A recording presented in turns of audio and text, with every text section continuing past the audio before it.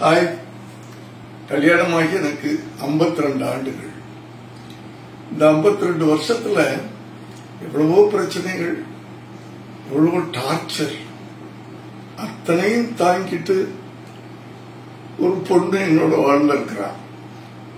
சந்தோஷமா ஒன்னா அதை நினைக்கும் போது, கல்யாணம் ஆன புதுசுல நம்ம மனைவிக்கு கிஃப்ட் பண்றதெல்லாம் பரிசு கொடுக்கறது ஒரு இது சாதாரணம். இந்த 52 ஆண்டு காலம்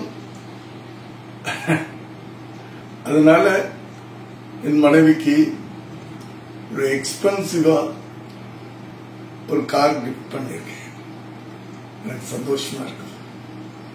அதான் இந்த BMW 5 Series. பை.